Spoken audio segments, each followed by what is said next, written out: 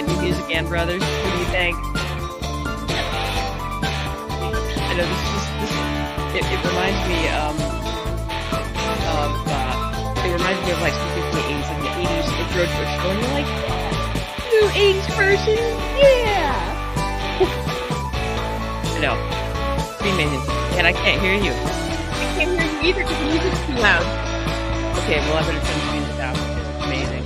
Oh, yeah. Okay, good. How about now? Can you hear me now? Yeah, I can hear you. I was like, I can't hear you very much other than to say that music was, it reminded me of all my favorite sitcoms in the 80s.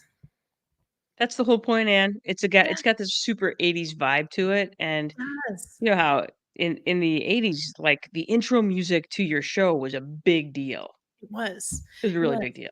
So. I was like, oh, wow. Is the whole family going to be on the lawn waving to me? And the dog, yes, look, the dog caught the ball. And the dog does something funny, and everybody's like, you dog, you.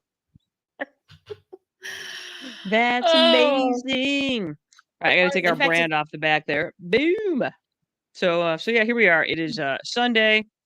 It is another week in the books. The second weekend of December is nearly behind us. And we're in sort of those December doldrums right now where like people are like, it's not Christmas yet. And people are like, ugh, it's not Christmas yet. And you know, that sort of thing. And that's kind of where we are right now. So you know, fun. It is Hanukkah, so happy Hanukkah. Happy Hanukkah. That is exciting. Yeah, that was it was so funny because in Sturgis, Michigan, growing up, Hanukkah was not really a thing that people even talked about or acknowledged in any way, shape, or form. So there was only one holiday, and that holiday was Christmas. It was Christmas. And then if you were Amish, there was also what was it, Little Christmas, the Epiphany, which was, I think, January 6th. I think it's January 6th. Yep. Yeah, so, that was just when the wise men finally showed up. Exactly. You know what? It should have been wise women because they would have cleaned the stable, helped Mary deliver the baby, been there on time. That's an excellent point. And they would have brought something practical, like maybe some, you know, some food or little swaddling diapers. Instead they brought myrrh. Yeah. The fuck is myrrh? Sorry. Okay. Anyway, sorry. My bad. Anyway, I should probably explain all this. Anyway, we have a guest with us today, Heather Reeves. Heather Reeves is having technical difficulties, so she will be with us as soon as she possibly can. But in the meantime, we're going to go through and do our business. And if we need to, we'll talk about other dumb, fun stuff because apparently, Anne, you and I have a plethora of dumb and fun stuff to talk about. So should we get to it? Let's do it. Okay. Let's do it. All right, so I'm going to add that to the stage. Look, there it is. Yes, today, you guys, we will be featuring the great and powerful Heather Reeves, who is having some technical difficulties because, you know, whenever you have like a computer that's not an Apple, it updates at just the wrong time. So, just yes, in the anyway, nick of Heather's time. Just in the nick of time. So Heather's computer is currently updating as we speak. So she should be ready for the show sometime tomorrow about 8 p.m. So yeah. Anyway, all right. So for those of you that are our regular listeners, welcome back. If you are a new listener, welcome. And if you are a new listener, we try to do the new listener synopsis every day. We are Anne and Janice brothers. We're the brothers, sisters. Get it? Because both of our last names are brothers, and we're sisters. See, we're sisters. We didn't even do that. Just fate did that for us. So we are in our 50s. Which means we know how escrow works. So there. Well, I'm not positive how escrow works, but I do have money in escrow. So I guess, That's good. There you go. Well, theoretically, your escrow account is the money that you're. Oh, wait a second. There's Heather. She made it. I'm going to bring her in. Hopefully we can hear her. Okay. I am so sorry. Don't be sorry. You're live. Welcome aboard. Heather Reeves has made it. Her computer has finally stopped updating because that's the way Heather, isn't that always the way it is that your computer updates exactly when you don't want it to update? Every single time. And I usually try to make sure I check my equipment ahead of time. And today was a little crazy, so it didn't happen. Well, we are super jazzed to have you. We're going to take right now. We're kind of taking everybody through our fun synopsis so that people know who we are or what we have to. We were just talking about the fact that Anne and I are in our 50s, and therefore we know how escrow works. or at least I do. So, because that's one of those things. It's one of those words that you don't really get until you get older. You're like, oh yeah, escrow account, which pays for my Escrow property account. taxes and my I was homeowner's gonna say insurance, that sort of thing. my homeowners insurance and property taxes. It's the money that gets squirreled away so I don't accidentally spend it. Exactly. And you can Exactly. either do yes, and you can either do that yourself or you can let your bank do it. And I let my bank do it because then I can be like, dude, it's their fault. It's not my fault. So, Exactly. Don't contact me. I don't know what you're talking about. yeah, that's correct. Let's see what else about us. We talk about smart stuff, dumb stuff, or fun stuff on a weekly basis. Sometimes they're separate. Most of the time they're together. For those of you that don't know about the show, none of us are cool or hip. We're not sexy. We know we are not cool because when we went to Cindy's top bar in Chicago, which is just sick with cool people, we did not look like them at all. No. Anna's closer to being cool than me, but that's okay. Let's see. We're not sexy. See number 5 on this list. We are not a murder podcast, and we're not a celebrity podcast. At least not yet, because that's kind of a thing now. Celebrities all have their own podcast and they talk about stuff. Well, we're not that. We're not a celebrity podcast. We've been told that we are good to listen to while you are quilting. So quilt away, Abby Dunning. We are here to fill your quilting podcast needs. Super special. You can find us at our 5. again. See number 5 for not being cool. Abby, not to say that quilting isn't cool. It is. Oh no, because I can't quilt. It's totally bitching. It's completely bitching. So we're glad that we can. Sorry, Jenny, I have to interrupt you. Abby, do you have a featherweight? Let us know because I want to talk to you about that's that. right. Yeah, because I know a bunch of quilters that have featherweights, and it's like this cult thing. So you don't have to answer now, but eventually, do you have a featherweight? All right, Jenny, you can continue. Okay, for those of you that don't know what a featherweight is, I don't either. I kind of do, but not really. It's okay. We'll just find out later. Okay. Anyway, featherweight. Again, you can find us on our new website, Spotify, YouTube, the Facebook, or Instagram. Again, this podcast is not rated G, PG, or PG-13. Not that we talk about a lot of like super explicit or gross stuff, but sometimes we drop an F-bomb. I've already done that once today. And sometimes we talk about naughty things. Anyway, if you join us, like us on Spotify, hit the little bell, follow us. Joe says I have to get better at shameless self-promotion. I guess. So okay, I'll do the best I can. Yeah, me too. Yeah. So, okay. But that's not my thing. All right, here's some random stuff from last week. So apparently, Anne, you and I struck a nerve with our off-the-shoulder sweatshirts and our commentary on the fashion trend. Apparently, we nailed this. Well, you know what? Because secretly we are super cool. We may not be cool ourselves, but we know what is cool. That's true because I look at stuff and it helps that I work with teenagers who will always tell me what's cool. Now I was corrected on something. I was calling the pants that you wear with the super sexy sweatshirt look, I was calling them stretchy pants. And according to, I was told by Ann Burnett, quote, they don't call them stretch pants. They only wear Lululemon and they call them by name. That came from Ann Burnett, who is a teen expert because she has teens and she knows these things because her teens tell her that. So Ann Burnett, you are now our official teen expert, and we will mine you for information about the latest in teen fashion and other teen trends. So there you go. Hold on here. How did you say the name of that brand? Lululemon. Is that how it's said? Lululemon. Oh, I'm sorry. It's Lululemon. My bad. I don't know. I thought maybe I've been saying it wrong. No, it's Lululemon. Yeah. Okay. Yeah, and that just shows you what I know about anything. Yeah, so, and they're not much. Really expensive. So I think most of them are just really stretchy pants, but everybody just calls them Lululemon. I was like, and sometimes I see the little insignia. I'm like, oh, somebody spent a lot of money on black stretchy pants. Yeah. Yeah. No judgment. If they're super comfortable, I myself just don't find stretchy and tight clothing something that I want to see myself in, and I'm pretty sure nobody really wants to see me in that either. So are you sure about that? Yeah. Yes, I am sure. I know for sure I don't want to see me in that. So we're just gonna go with that. I don't want to get an infected belly button because the waistband is like too much pressure. So what, Heather, are you saying you want to see me in a pair of stretch pants? Come on, girl. Nobody wants to see that. I was just trying to mine you for information there. All right. So we have to talk about our dumb stuff, smart stuff, or fun stuff for this week. So Anne, we're going to start with you. Hit it. Okay. So I had both. I had two things, and I asked Jenny about them. And she's like, "Do them both." I'm like, "Okay." So my first one is my smart thing, and that's about the acorn weevils that I've discovered an oak tree on my walking route that had some really huge had been their acorns had been infected with a weevil, and so I took pictures of it, and then I have a little teeny picture of a weevil. It just was like, "Oh, hey, what's up with that oak tree? And what are those big things on it?" I was like, "Oh my God, this must be some sort of parasite." So I looked it up. There you go, acorn weevils.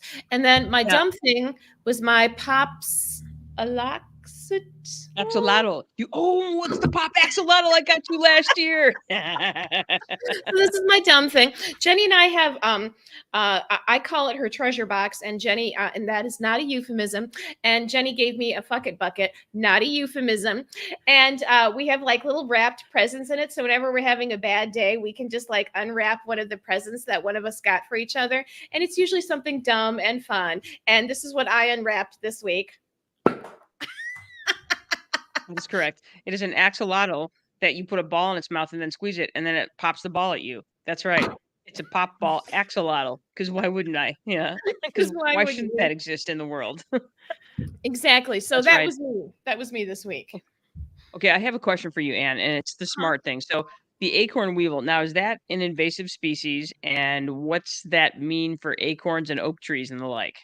It's not an invasive species. It's something that happens to acorns. Sometimes they get like you see the big puffy ball. Sometimes there's just a little hole in the acorn. It depends on the weevil. They're like I said, they're not necessarily that.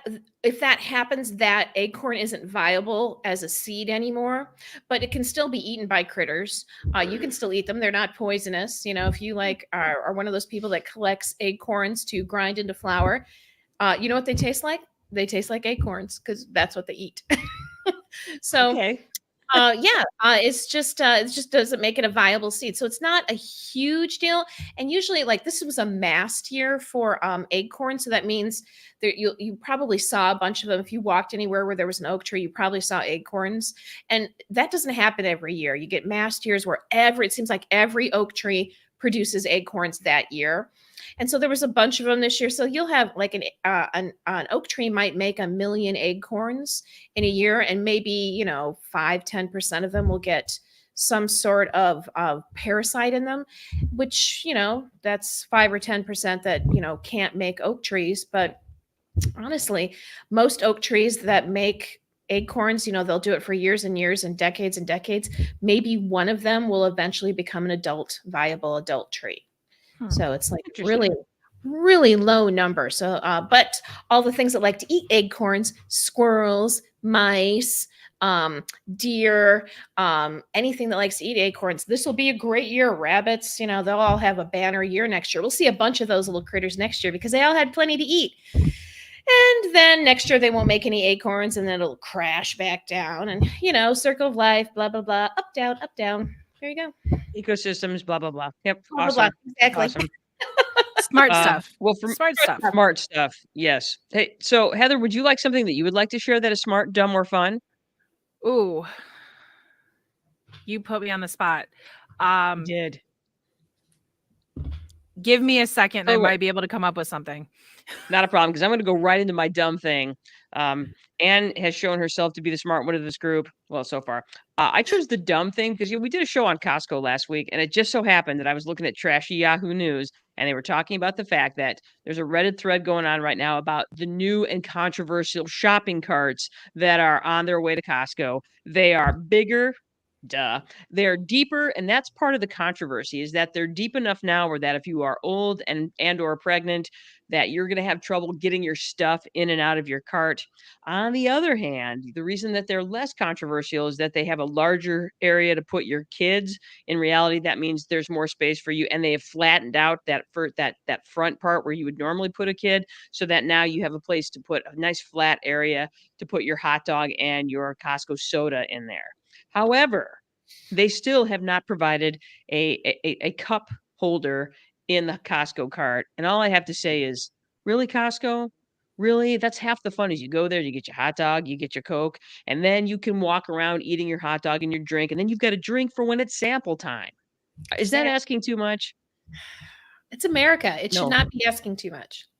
I totally agree. So that's my dumb thing, is the new and controversial too deep for old people, too deep for pregnant people carts that have a nice flat child area where you can carry your hot dog. And I have a picture here of the cart with the hot dog and the soda sitting nicely in it, but a cup holder would be nice, Costco. So if you're watching this podcast, Costco, and you're probably not, but if you were, or if you were listening, you would know that the public wants a cup holder. If Target can have a cup holder, if King Soopers in Denver can have a cup holder, If Costco Meyer can have a cup holder. can have cup Meijer holder. holder. Yeah, they do. And they Mhm. don't not every Meijer has a beverage thing either. Right. Because they just Yeah. know you're going to bring in a beverage. Totally. The one close to my house never has a working pop machine, so Oh, yeah. It's That's what the ice happens when cream you let machine the of the public grocery world. play with the pop machine. It's like, we can't have anything nice. We're just going to break it. That is a true statement. All right, so Heather, smart, dumb, fun, anything? I am obsessed right now with the new reading app that I downloaded called Storygraph. I don't know if that's dumb, smart, or what, but it's definitely been fun because unlike Goodreads, it gives you all of your data in graphs. And so it color codes them and breaks out your different reading times and genres and all sorts of stuff. So I'm a little bit obsessed with that right now. There you go. Okay, say the Anything name with of that graphs, again. got to be smart. Yeah, I love graphs. I'm with you. I like everything displayed graphically. All right, so what's that name of that again? Storygraphs. Storygraphs. Got it. All right, if you're listening, Storygraphs, download it now. All right. Go, rush. Rush right this minute. So Heather, since we have you here, I suppose we should actually talk to you about why we wanted to talk to you. So here we are. We have super special guest, Heather Reeves, who is a mom, a wife, a business owner, a podcaster, and an all-around Renaissance woman who reads and then looks at her data about what she's read and etc. So that's a pretty good testament to who we have on. So Heather, I'm gonna read through some of your creds here. You are the owner of Wolverine Defense Academy, which is at 8139 Portage Road in Portage, Michigan. It used to be. What was the name of that? Because it's tactical. Wait, I can't think of the name of it. Yes, Tactical Advantage Guns is our gun store arm, and then Wolverine Defense Academy. We're slowly consolidating everything. It's been a long, long journey, but we spent the last 2 years really soul searching about the name because I do co-own it with my husband. And so we just did some soul searching and settled on Wolverine. We'll talk about that when we get to my spirit animal. Sweet. All right. So Wolverine Defense Academy, you guys offer a variety of classes, including firearms, and that's foundational, concealed, combative, advanced concealed. You also offer self-defense classes, and those are just like physical self-defense classes. Is that correct? Yes, we have started rolling more pepper spray into that just because of what we're finding as far as people practicing and making sure, because physical self-defense really requires a longer term commitment, but we do still offer those. And we've just started rolling in more of the pepper spray side of it because it's a little bit more user friendly, as it were. So it's easier to teach somebody in a couple hours how to use pepper spray effectively than it is to teach them how to kick, punch, and do all of those things effectively in a couple hours. Yeah, and there's a certain level of commitment that you have to have if you're going to gouge somebody's eyes if they're coming after you. I get that. And then you also do some medical with CPR and first aid, which I think is fantastic.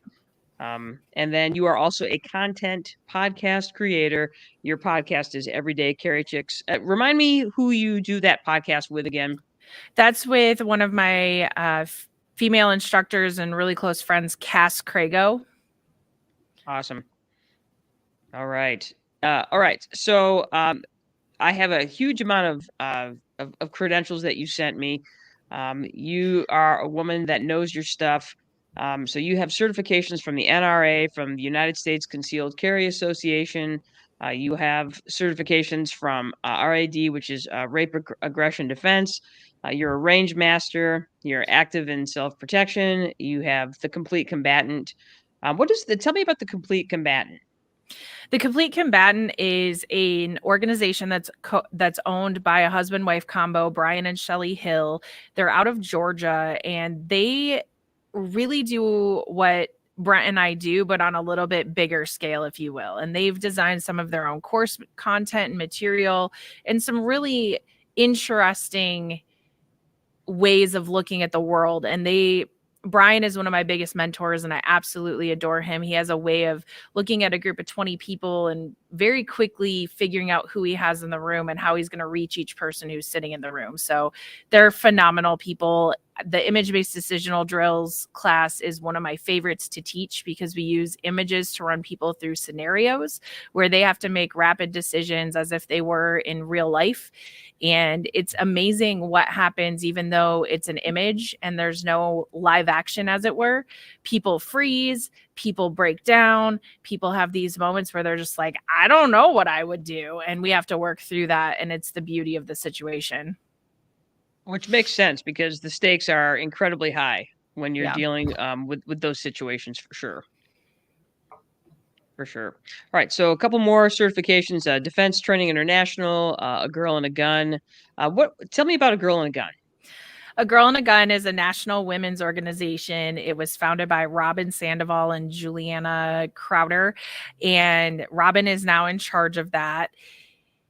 We have, oh man, I think we're up to over 115 chapters nationwide, and we have chapters in every single state in the country and Guam. So we are very, very prevalent, if you will, in the women's training world. And it's a great organization to belong to because it's not just about self-defense. It's about bringing women together and uniting them as far as shooting goes. There's no political slant to it other than wanting women to get involved in shooting. Okay. Yeah, that's great. And that's one of the reasons that we wanted to have you on, because one of the things that we would like to, a lot of the questions that we have I would say, are very female centric in the sense that the shooting world feels like a very male dominated world. And I'd love to, to really, and those are some of the questions that we're going to ask in a minute about getting that female perspective about the world of shooting. So the last thing you have on your list here is that you have a master's degree in curriculum. I had to include that because, the whole teaching thing. And I think it's important because it really does bring people around to realize, one, I'm human, and two, that I do have a different perspective than a lot of instructors who are out there, because I actually do care about how content is created and delivered. So Sure.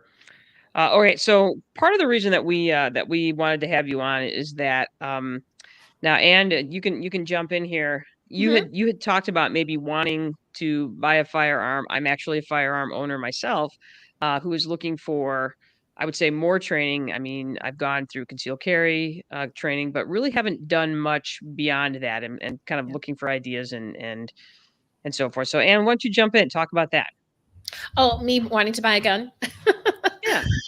Well, I looked into it last winter. I guess it was last winter. I even took a class, and just, and it was interesting because I've been listening to your podcast, Heather.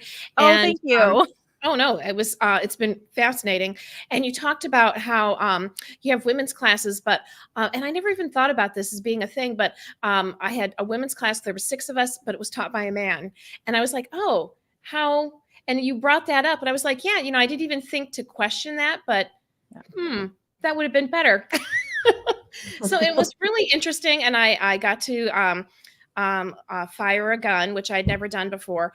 The reason why I didn't go through this is because life happens, and it was kind of a hectic year this year, so I kind of had to drop it. But once Jenny told me about you, it started making me think again about possibly buying a gun. But it's honestly, I'm very intimidated by the process.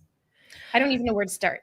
What part of the process intimidates you the most? The going through all of the federal side of it and purchasing the Yes. gun, or picking I out the feel gun that you want? yes, all Okay. 3 of those. And then just the whole idea that, it's so funny to think that I could buy a gun and not have any training. Like, I can just go in, fill out the information, put my money down, and somebody's going to give me a gun, and I don't even have any training really.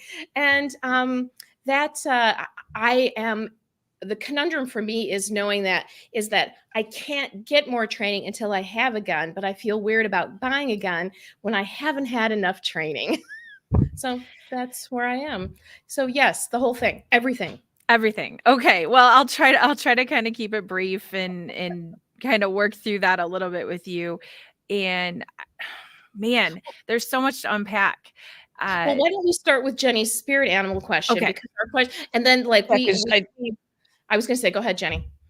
No, I was just gonna say, I think as we go through and answer, we Ann and I kind of developed a list of questions for you, and I think a lot of what you're gonna do for Ann, and anybody that might be listening to this, as you answer the questions, you're gonna be sort of putting Ann on the right path, and me on the right path as somebody that um, who wants to kind of get back on track in terms Yeah. of shooting and where to go and what to do and follow up and that sort of thing. So we have, I think, 13 questions for you. And the first one is, what is your spirit animal and why? This question stumped me. I'm not going to lie. Out of all the questions that you sent me, this one I found the most intimidating. And, I thought about a couple different possibilities, but I think I'm going to stick, and it sounds a little bit cheesy, with the Wolverine. And yes, I know that's how we named our business, but more than that, we chose the Wolverine because the Wolverine is the Patrick Swayze in Roadhouse version of an animal. So he has the line about it, be nice until it's time to not be nice anymore. And that's really what the Wolverine symbolizes for us, is that we want people who are embarking on self-defense to live their life in the nicest way possible until there's a reason that you can't be nice anymore. In addition to that, that's how I live my life. It's one of those things where I am super kind, super generous as much as possible with my time, energy, resources, all the things. But I definitely have some lines in the sand that if you cross them, I'm not going to be very nice about it. Excellent. I love the fact that you made a reference to Roadhouse, which happens to be my very favorite terrible movie. I pretty much have that movie memorized. Okay. Yes. All right. I've only seen it one time. I was like, dang, this is terrible. Don't talk But bad I about watched Roadhouse. the whole thing because I couldn't stop. Exactly. And that reminds me, somebody said the other day that they don't necessarily love our podcast, but they can't stop listening to it. So maybe we are the Roadhouse of podcasts, Ann. Maybe we are. Maybe we are. You know what? I've been called worse things. Okay. All right. Exactly. All right. So, Heather, your first actual question that relates to this topic is, where and when did you get started as a shooter? Well, that also has a couple different answers. So, my family owns 200 acres in northern Michigan. It's a centennial homestead farm. So, it has been in the family for over 100 years. As that goes, I grew up hunting on that property from a very young age. So, shooting rifles and shotguns. I got out of it for a while, and after I got my black belt in Taekwondo, I started realizing that while being able to kick, punch, hit, etc., was really great, that maybe I might need something more than that. So I looked into shooting pistols, and the rest is kind of history. I really haven't given it up since. So a little bit of a time lapse in there, but I got started from the time I was about 5 shooting rifles and shotguns with my family. And then pistols have really been like from 23 on. I'm just, if you're wondering what I'm doing while you're answering, I'm just kind of synthesizing some of this information because this is going to end up on our website, and it's also going to end up on our Facebook page, just so people that may be interested in following up with some of the things that you're saying can do so. So hopefully that's okay with everybody. Yeah. But so if I look like I'm typing furiously, it's because I'm typing furiously. So then I would say that you had a pretty early start when it came Mhm. to being around firearms, and I would say Yeah. for Ann and I, we're just the opposite. You Yeah. know, Mhm. And that's pretty much so the norm, to be honest. I am kind of an anomaly in that way. Most of the people that I work with don't get started into firearms until well into their adulthood. sure, for sure. Okay, question 3. If you are a beginner, such as my sister and I, Mhm. and you want to get started, what's a good process that would get you started? I think taking a beginner handgun class or some sort of introduction to handguns where the firearms and ammunition are provided is a really great way to get started in this world. If you want to get started in rifles or shotguns, same kind of process stands. Find somebody either who is a certified instructor, which is what I would really encourage you to do, or if you have a close family friend or you know of a gun club in the area. Rifles and shotguns tend to be the type of thing where if you show up to a public shooting event that involves those things, there's going to be somebody there to help you out, but that can be really intimidating. That's why I said, if you seek out a professional instructor, they should be able to make it a little bit less intimidating for you, familiarize you with the tool, and really kind of guide you in the right direction without it being completely overwhelming. Because I think, Anne, what you expressed is entirely the norm. Like, there is nothing about what you said that strikes me as being odd, different, or unique. I don't know if that makes you feel better or not, but it's something that I definitely hear a lot in this world of like, I'm totally overwhelmed by this process and don't want to do Mhm. the wrong thing. Right, Um, and that's kind of like I think the 6 women that I was in there with, it was it felt like and I don't want to say the instructor seemed like a perfectly nice man. It yeah. just it didn't it was a little intimidating, and I think I would have been more comfortable with a female instructor, and I didn't even think about that at the time. So I guess I think I just think shooting seems to be so male dominated. I just assumed that when I signed up for the class, I was probably going to have a male teacher. So Yeah. And I think that is slowly changing, but it's definitely something that we see a lot of. And the podcast that Anne is referencing is our episode where we talked about women's training and how important it is sometimes to make sure that you vet your instructors, which can be really hard for a beginner to do Mhm. because you don't know what you're looking for. Mhm. And so we do have a couple episodes where we talk about red flags as far as how to choose an instructor and what things to look for. And the same is going to go for a gun store that you go to. Kind of vetting the employees is really important because there are some things that they can say that make the whole process really terrible. And there are some things that they can say and some questions they can ask that make it a little bit less intimidating. And the same goes for an instructor. The reason why I said make sure that guns and ammo are provided is because you have no idea, right? That would Right. be like me asking Mhm. for you to go shop for a car without ever having driven a car. Right. When in driver's ed, the cars are provided, and we do that for a reason. Exactly, and that's why I thought it was, and I kept, like, bringing that back to, like, driving. I'm like, "Well, if I was getting a driver's license, I would take a class first before I went out and bought a car." Yeah, yeah, And it's a pretty and extensive class. and while it's not required, Mhm. it is something that we find that a lot of people who are new to firearms, who haven't grown up around them, don't have a lot of family history. There are a number of people who want to take a few classes before they purchase their handgun. And we encourage people to do that because, quite honestly, the first firearm I ever walked into a gun store and bought probably wasn't the best gun that I could have purchased if I had just had a little bit more knowledge. And so don't be afraid to take a few classes before you settle on a gun. We offer, we do rentals as part of our private lessons. We do rentals as part of our concealed handgun classes. The women's group that I run, A Girl and a Gun, we offer rentals and guns to borrow during those. Plus, all of the women that I shoot with, if you showed up, we would be like, here, try my gun, here, try my gun, here, try my gun. And we would just hand you ammo and the gun. And we'd be like, try it, because we want you to make sure that it's a commitment. While it's not a house, it's definitely not like $50 that you're going to plop down on the table and have a great gun. Right. And so we try to make sure that y'all don't make the same mistakes that we made, where we purchased like 3 or 4 guns before we found the one that we liked. Very good. Very good. Well said. Excellent. All right. So our next question is, and I think you kind of addressed this, what makes a training a good training? Oh, man, there's a lot of different things I can say about this. I'm going to say, one, that it's level appropriate. Okay. It's also, so that's a little bit on you to select the right class, but I do find that a lot of women underestimate their abilities. So that's a double-edged sword. The other thing would be the instructor or the person signing you up for the class needs to be honest with you about where they think you would be best suited.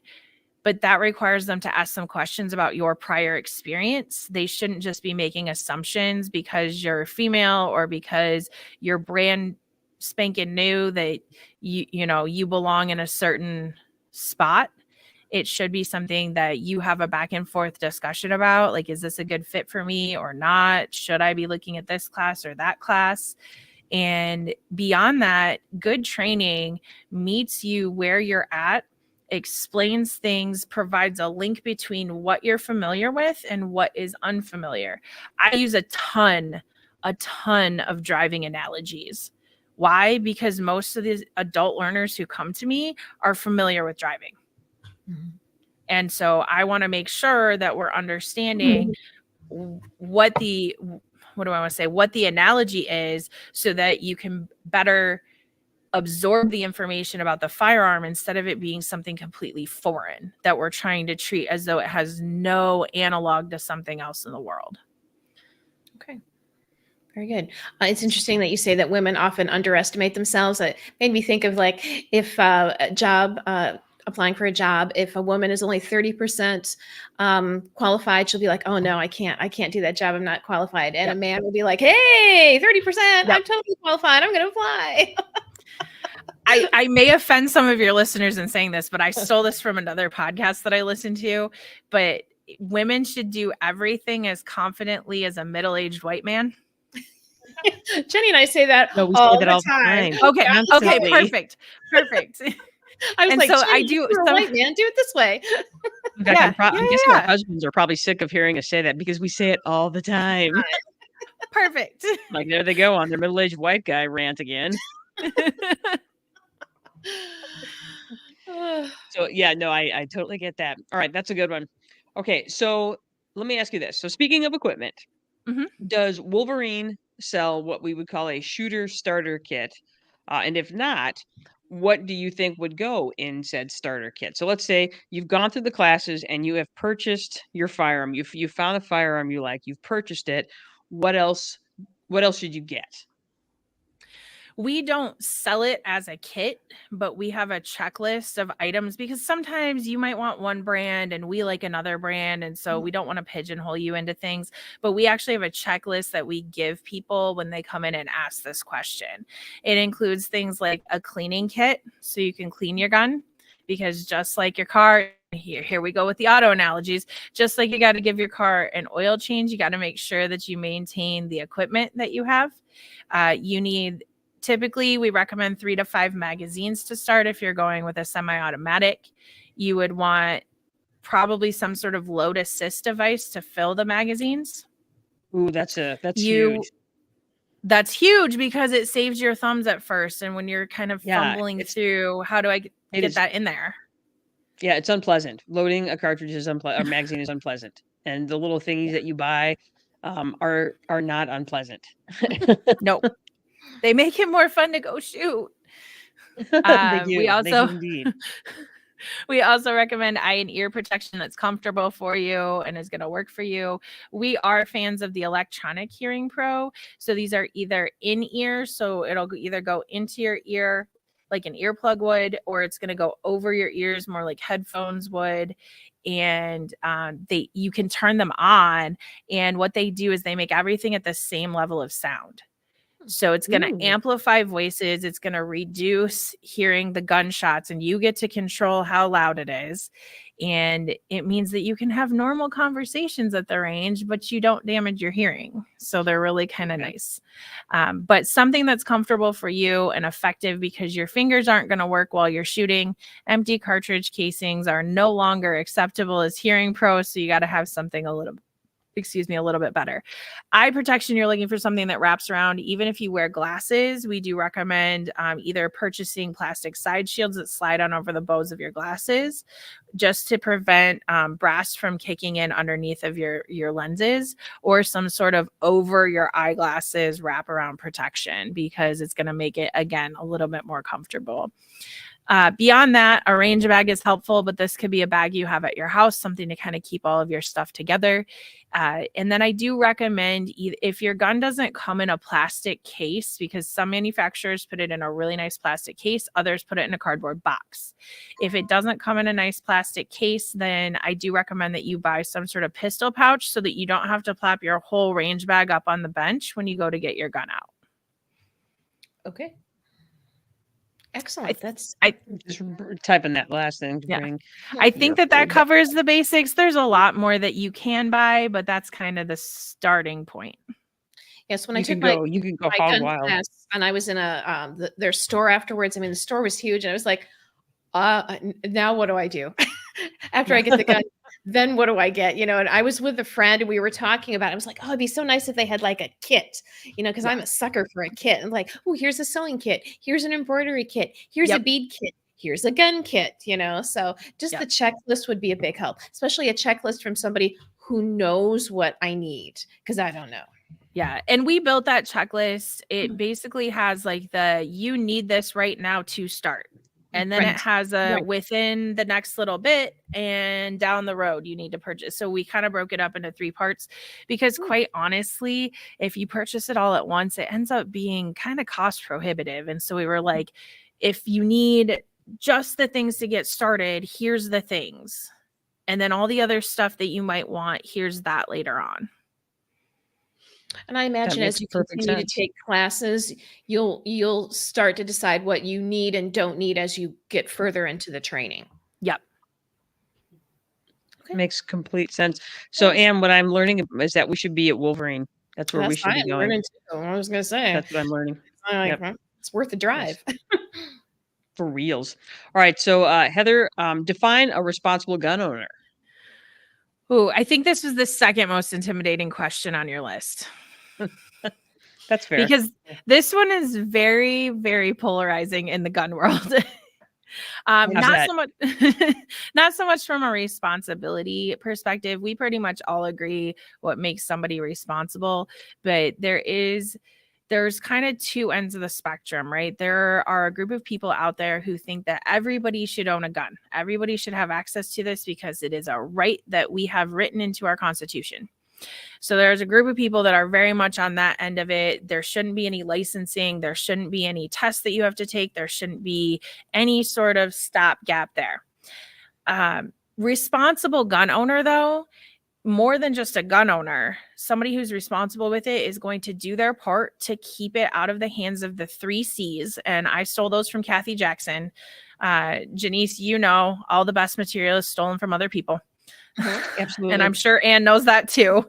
There wasn't a good idea I could not steal. And I expected people to steal mine. So, So Kathy Jackson is a retired female firearms instructor from out in the Washington State area, I believe, somewhere on the West Coast. And she defines 3 C classifications of people that we have a responsibility to keep our guns out of the hands of.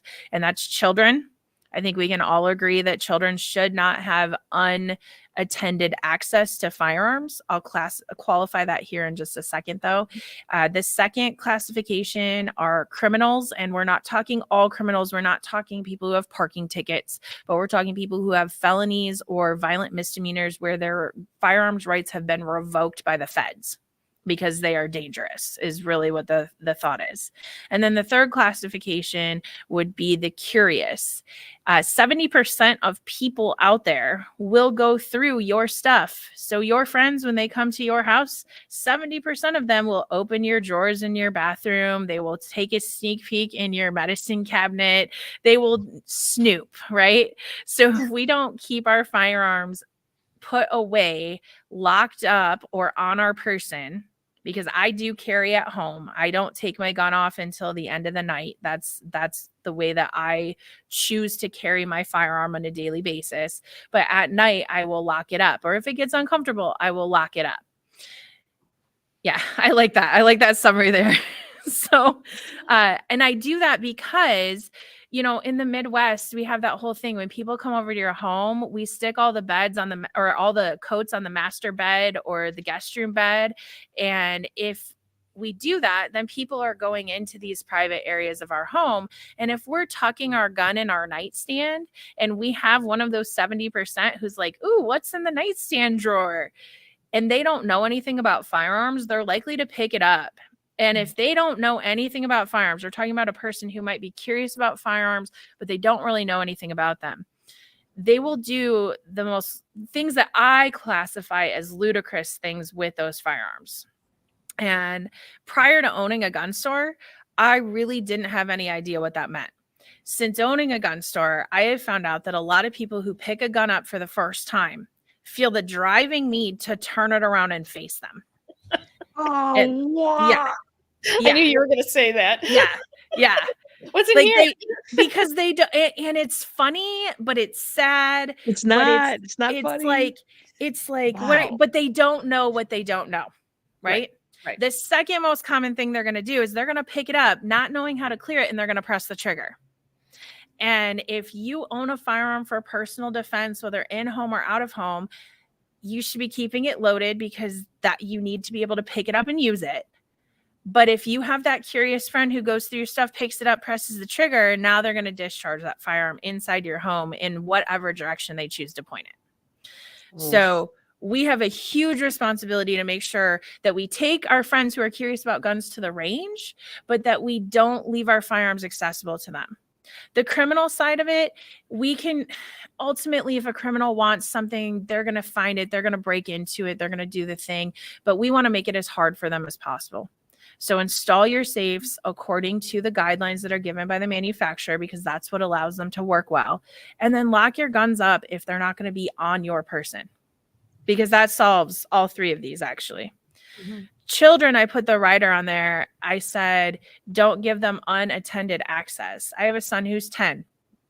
He knows. We removed the curiosity as young as we could. We took him to the range with us. We made sure that he was around us while we were shooting, but we also make sure that he doesn't have access to the firearms when we're not around. And what that means is that he can look at either myself or my husband and he can go, I want to go shoot. And he knows within 24 to 48 hours, we will take him to the range and we will do those shooting activities with him in a supervised manner. Ultimately, though, responsible gun owners, if they do those three things, they're doing 90% of the job. The rest of the 10% really depends on what their purpose of owning the firearm is.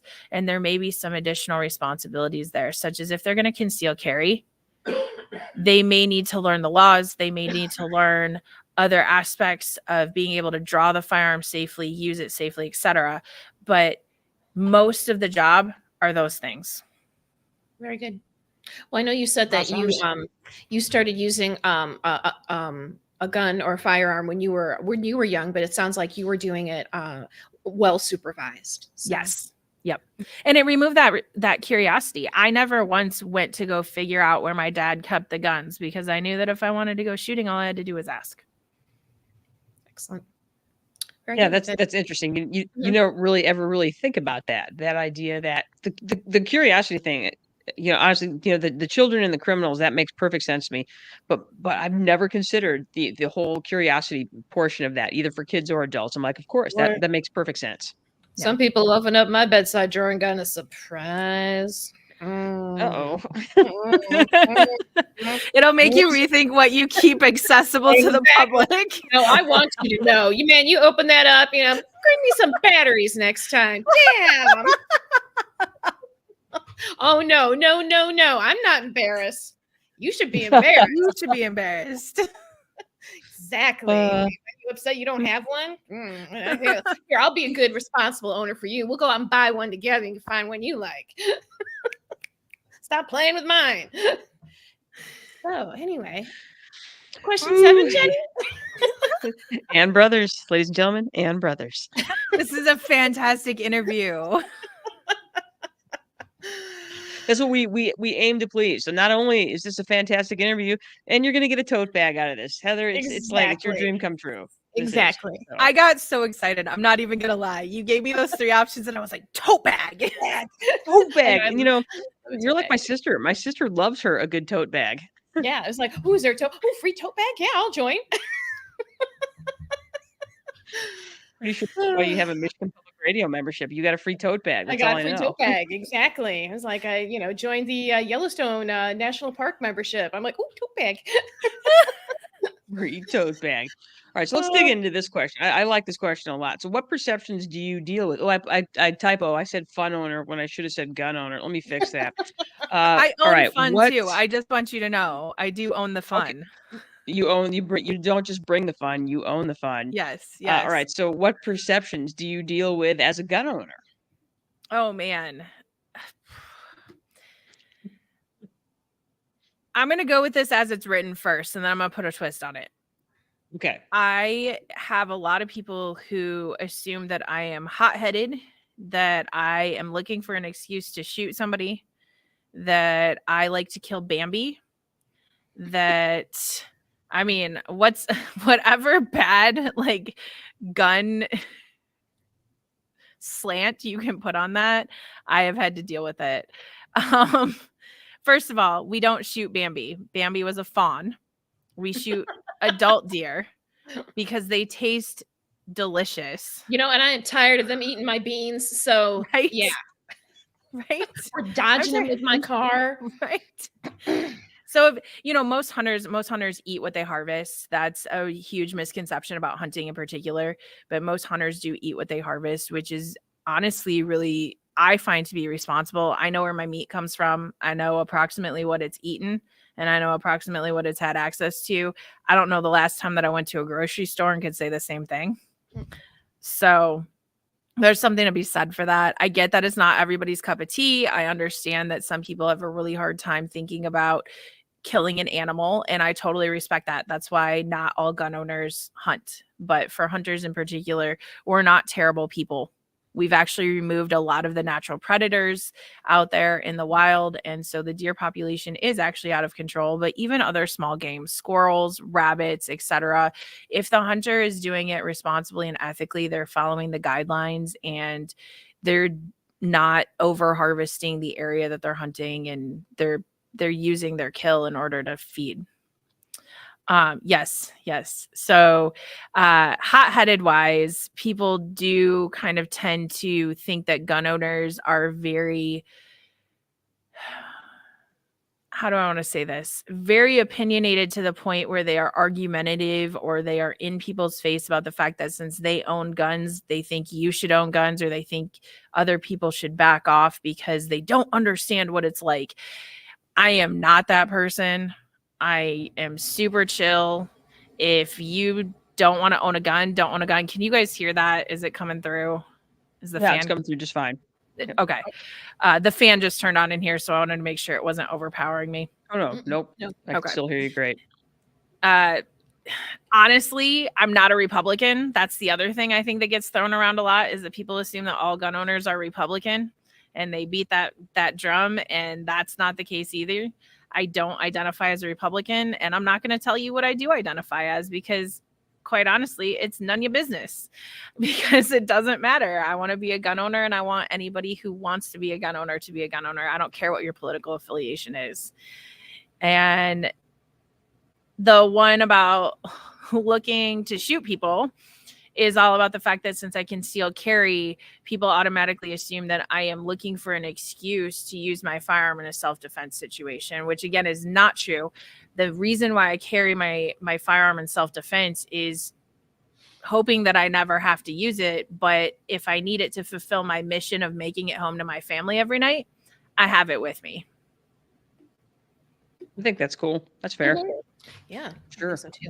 As a female firearms owner, so this is where I wanted to twist it a little bit. As a female firearms owner, I get a lot of people who just don't think that I know how to shoot. And so I love when I get to list off all of my credentials.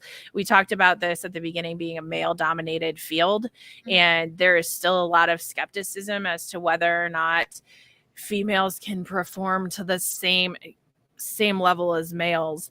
Here's the thing, your gun doesn't know what gender you are. It doesn't care. It has nothing to do with your musculature or your genetics or anything else. And it has to do with, do you understand the fundamentals? And for example, one of my female instructors shot our demo at our class yesterday, nailed it, did it, so much justice.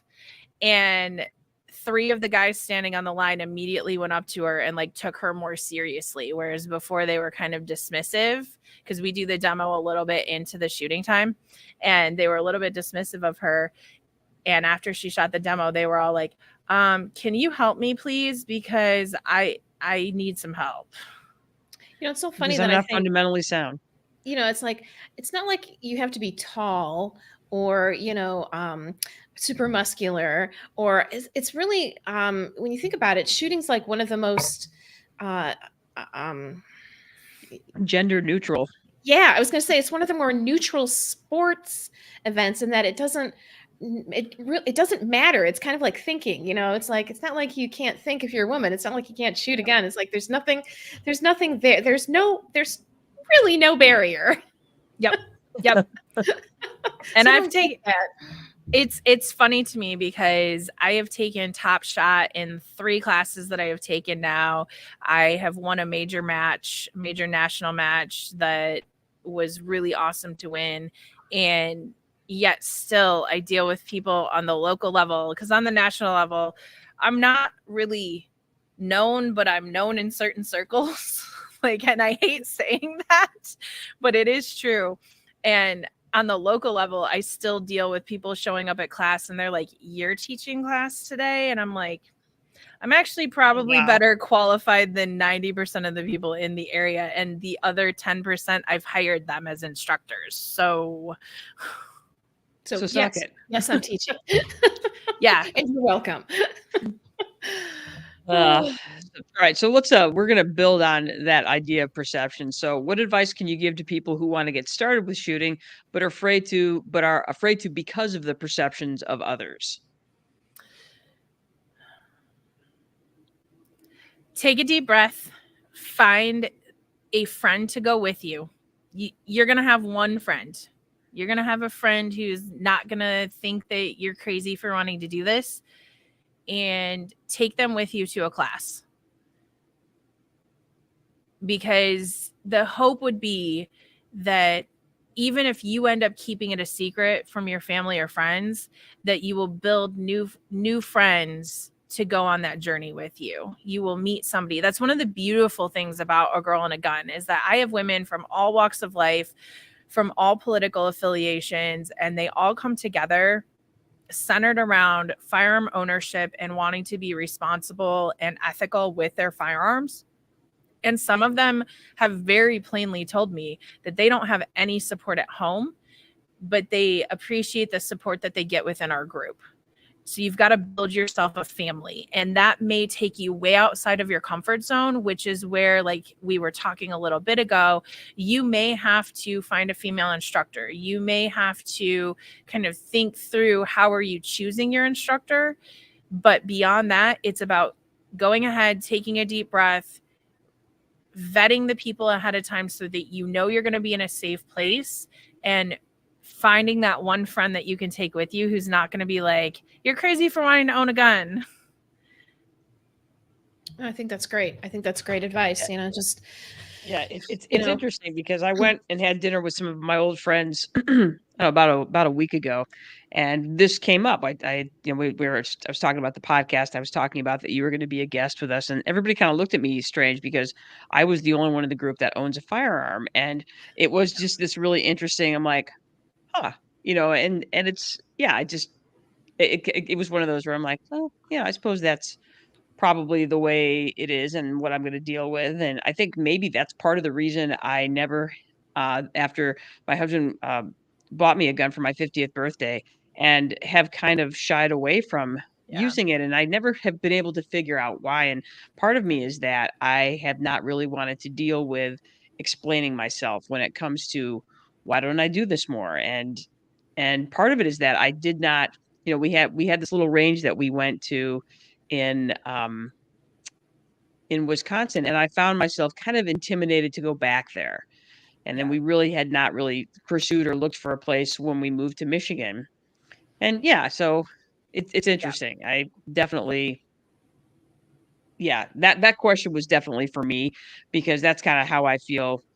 I Yeah. feel like perceptions have kept me from doing this more. I think the best, maybe the best advice there is actually to say, don't be afraid to build a separate group of friends around shooting. Okay. Okay. Yeah. All right. Yeah. I can do that. Mhm. Right. You're So a what friendly do you person. have to say that again? You're a friendly person. I can Very- be, yes.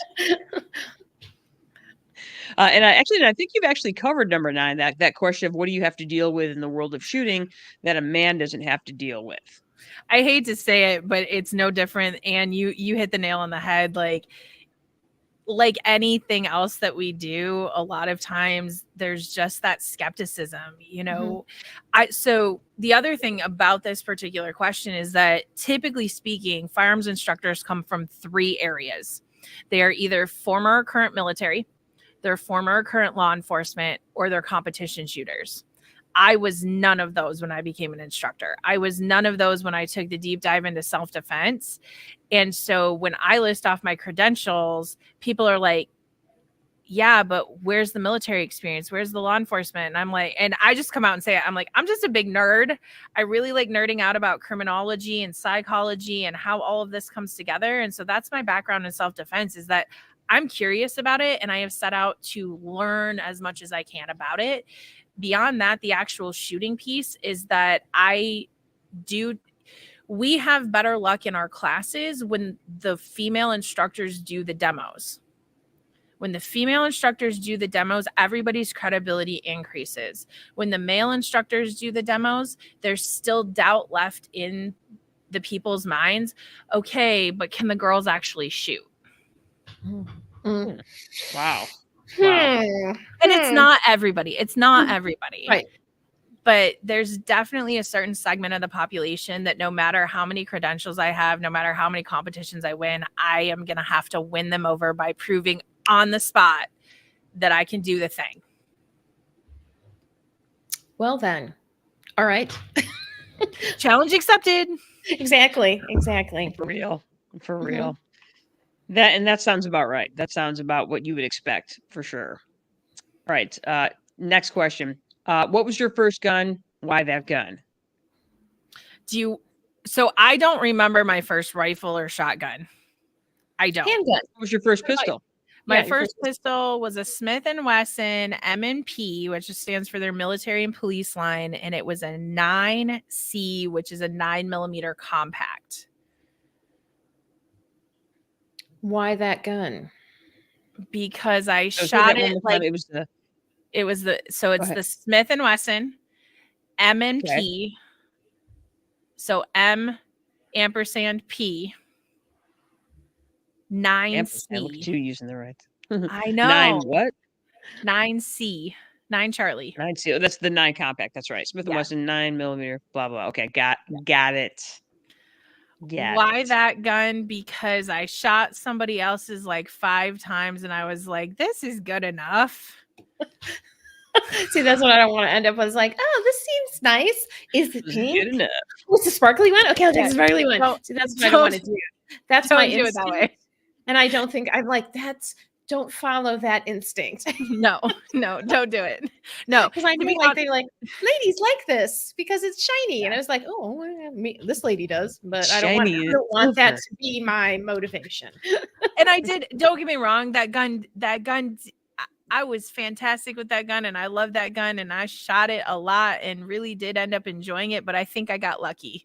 I really think I got lucky. Love it. Cool. All right.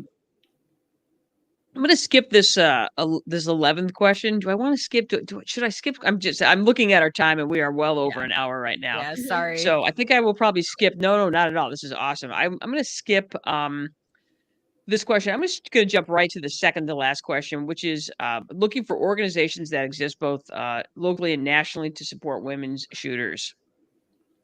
There's only a handful on the national level. The two primary ones that get the most airtime, if you will, are A Girl and a Gun, and then what used to be called the Well Armed Women, which is now Armed Women of America. Both of them have a chapter model where you get together one or more times a month with the people in your chapter. You learn different skills, you hang out together. They do have a little bit different framework for how they accomplish that. I will speak to A Girl and a Gun because that's the one that I'm affiliated with. A Girl and a Gun places an emphasis on the camaraderie and the ability to get to know the people in your chapter, as well as gives the flexibility to the facilitators to not only just concentrate on self-defense aspects of shooting, but also competitive side and the sporting side in general. So we also encompass both pistol, rifle, and shotgun. And so I would encourage anybody, though, who's looking for kind of that new group of friends, like I told Janice, if you're looking for how do I step outside of my box here, to look into whether or not you have either of those chapters in your area. If you don't, there are a variety of ranges that host women's groups that may or may not be a good fit. Some of those women's groups that are hosted locally and are not affiliated with national chapters actually are run by men. That's the thing that I'm going to throw out there. That may or may not matter to you, but I think it's important to note. They do not always have a qualified female instructor leading them. And that doesn't mean that you're not going to meet a bunch of really great women there. Right. Okay. Right. Very cool. All right. Very cool. I'm going to make that bigger, and then I'm going to post that real quick. And excellent. And our last question, and this is one of Ann and I's favorite questions ever. If you could have dinner with anyone, living or dead, what would you eat? I thought maybe that was a typo. I'm not going to lie when you said that to me. No. That's a real question. It's a Because for real Ann and I, the food is kind of a big deal. So there you go. There you go. Probably Jaeger schnitzel or currywurst, which are both German dishes. So Wait, like a what? breaded patty of either chicken or pork that has been fried up, and then the Jaegerwurst or Jaeger schnitzel comes with like a tomato-based sauce on it. Currywurst is bratwurst that's chopped up, and it has a curry paste that, like a curry ketchup that gets poured over the top of it, and I could eat that stuff all day long. You had me at fried. I know, right? Everything stopped for me after you said fried. Fried. You And had honestly, me. I love like sounds amazing. worst. I like things that are worsts because they're usually involve something that is sausagey, which I like. Which So. I like too. And I don't mind curry. Curry's good. So No, yes. I like curry as well. I was like, both of those sound delicious, and I would eat Sound those. completely delicious. Yeah, that's important because yes, everybody has something that they want to, somebody that they would eat all that with, but ultimately we always forget about the food. Like, well, who would you eat with? I'm like, but what would you eat? Right. Don't forget. Anyway, sorry. All right, that was our last official question. So, because like I said, we are running a little bit long on time. Heather, I can't even thank you enough. This has been just really great. I learned a ton today, and Mhm. honestly, we will be visiting Wolverine Defense Mhm. Academy because I can't think of a better place where I would want to go, not just as a gun owner, but as a woman who feels like that you're building something really cool there, Mhm. and I think you're building a really safe place for women when it comes to wanting to explore firearms, and I think you're doing an amazing that your podcast I think is a great introduction as well as the things that you have to think about. Um, Things that it's a great entrance into this world that is not well known for many of us, and that's for Mhm. sure. So, yeah, Yeah, no, and again, I know you're incredibly busy, so the fact that you took time out of your life and away from your family and your kids in order or your kid in order to come over here and talk to us Mhm. is, it means a lot. So Yeah. so thank you for doing that. Yeah, And, I as you know, can't tell guests you how much I appreciate this. Absolutely. yeah. It's been a pleasure, seriously. Mhm. So guests on the Brother Sister Smart Dumb Fun, you get a bougie, swaggy gift, and you've chosen a tote bag. And I can't blame you because man, tote bags are both aesthetically pleasing and practical. Form and function, Jenny Brothers. Form That's what you and said. function. You I had Like love me it. at tote Form and bag. function. exactly. Tote bag. We had her at tote bag. She wasn't even going to do it until we said tote bag, and she's like, Like, "I'm there." I'm there. All right, Awesome. so quick sneak peek into next week. Next week we have two in a row, you guys, two in a row, super special guests. Next week we have the great and talented Annette May. And tell us about Annette May. Annette is a friend of mine, and she is a cicerone, which is Latin for beer wizard. I don't know if that's true. I just Shut made up. it Okay. up. Like a sommelier. A sommelier. Sommelier. Yeah, that's for wine, like a super wine expert. Well, she's the same thing, only for beer. But I think Beer Wizard really, really gets the point across. She's also an Agreed. educator at Schoolcraft College in brewing and distilling technology, and she's the co-founder of Fermenta and basically a kick-ass human being. So she's going to She be our is. guest next week. She's going to answer some questions for us. Jenny, you and I are going to try 3 different beers. She's going to tell us why they're good, and we'll hopefully understand that after we learn how to really appreciate it. So, Can I yeah, come back That's next awesome. week? of Can I try course. the Yeah. beers too? Yes. You'll have to come Naturally. over to my house. Come over to my house and have beer. No, and Annette is literally I think Annette is one of those people, she's super worldly, and I Yeah. just feel like she's so smart, and I love her. Yeah. Oh, and she's Australian, which I think gives her a lot of credibility, So, Thank Yeah. you for having But me on if you're before her. oh no, you were right. You're our most awesome guest so far. So, I'm your only Exactly. guest. Yeah. Well, so yeah, whatever. yeah. Uh-huh. No, so yes, that is so again we have a big show next week. We had a humongous show this week. And again, you guys, if you are interested, you've just been talking to Heather Reeves. Heather Reeves, owner of the Wolverine Defense Academy, podcaster extraordinaire, with a Everyday Carry Chicks. And so again, you guys, we're going to post this information that Heather gave us on our website and on the Facebook page that we have. So if you're interested in knowing more, then you can always, ask Heather because she knows. You can go right over there to Wolverine Defense Academy in Portage, and she will hook you up with the things that you need to be a responsible firearm owner. So we're going to go ahead and take it out. Wait, I have to put on our amazing music. Wait, I have to Oh, find it. yeah. Which one did I do? I think I did You the. did the 80s one where Oh, I we did were this one. This one. I did the 80s. You hear that? Yeah, I know. It's pretty rocking. All right, you guys. Thank you so much. And I'm going to take everybody out so that you can see us. And thank you again, Heather Reeves, for helping us out. So, Heather, we're going to take you out of the studio, and then we're going to bring you back in for a quick goodbye. So don't hang up just yet, okay? Okay. Right on. Sounds good. Thanks, everybody. Have a great night. Have a Peace good night.